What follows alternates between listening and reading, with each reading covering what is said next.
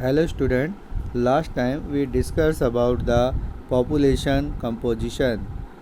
So this video continue this topic. It is however notice that the almost all the state of union territories there has been a considerable increase in urban population. हम देखते हैं कि जो भारत के जो सभी राज्य और यूनियन टेरिटरीज केंद्र शासित प्रदेश है वहाँ पर अर्बन पॉपुलेशन यानी कि शहरी जनसंख्या में वृद्धि हो रही है। This indicate both development of urban areas and term of social economic condition and in increase rate of the rural urban migration. यह जो बदलाव है वो जो शहरी क्षेत्र हैं उनमें जो विकास यानी कि जो विकास हो रहा है जो शहरी क्षेत्र है उनमें, साथ ही साथ यहाँ की जो सोशल और इकोनॉमिक कंडीशन है, सामाजिक और आर्थिक व्यवस्था है, उसमें भी बदलाव हो रहा है, जिसके कारण रूरल अर्बन माइग्रेशन यानी कि ग्रामीण लोग शहर की ओर प्रवास कर रहे हैं। The rural urban migration is consequential in the case of urban areas along the main road link and railroad in the North Indian plain, यानी कि जो ग्रामीण और जो शहरी क्षेत्र है उनको जोड़ने वाली जो सड़कें हैं उनके द्वारा ये माइग्रेशन हमें देखने को मिल रहा है।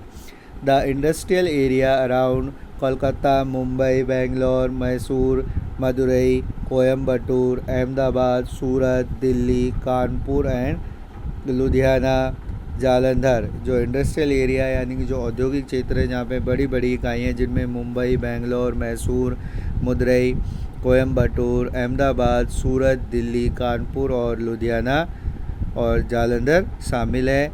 In the agricultural stand part of the middle and lower Ganga plain, Telangana, non-irrigate western Rajasthan, remote hill tribal areas and northeast along the food-prone area of peninsular India as along eastern part of Madhya Pradesh, the degree of urbanization has remained low। और वहीं पर अगर हम देखें तो दूसरी ओर जो गंगा के प्लेन है, तेलंगाना है, और जहाँ पे बारिश नहीं होती ऐसे क्षेत्र राजस्थान और हिल पर्वतीय क्षेत्र है, आदिवासी क्षेत्र है और जो प्रायद्वीपीय क्षेत्र है वहाँ पर इस तरीके का जो अर्बनाइजेशन है उसकी जो यानी कि शहरीकरण की जो दर है वो बहुत कम है।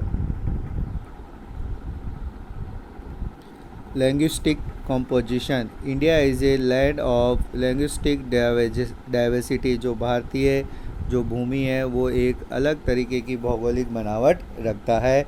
According to Grierson there were 179 language and as many as 544 dialectic in the country. यानी कि जो भारत की जो अगर हम देखें तो जॉर्सन के अनुसार भारत में 1903 से लेकर 1928 के बीच में जो सर्वे हुआ था उसमें एक 179 लैंग्वेज और 544 डिक्लाइन ऑफ द कंट्री यानी कि जो समूह भाषा स्थित थी।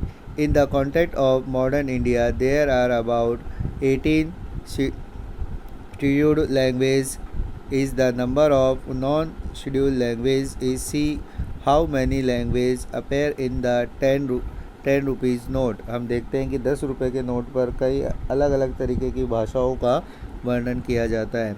सी how many language appear in the 10 rupees note. Among the scheduled language are speak of Hindi have the highest percentage.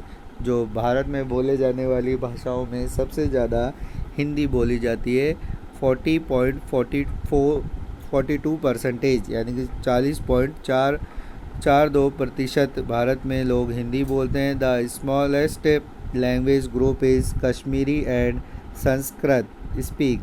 जो सबसे कम बोली जाने वाली भाषा कश्मीरी और संस्कृत मानी जाती है। However it is noticed the in the linguistic region of the country do not maintain the sharp and densely boundary rather to the graduate measure in overlap in the respective border zone. Linguistic classification. The speaker of major Indian language belong to four language families which have their subfamilies and branch of group.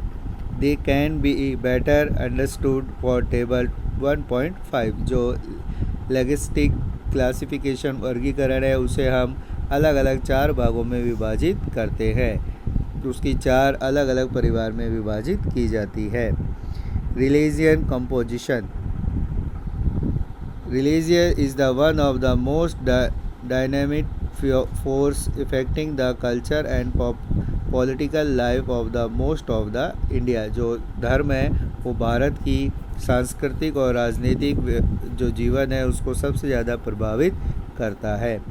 Since religion virtually permeated into almost of the except of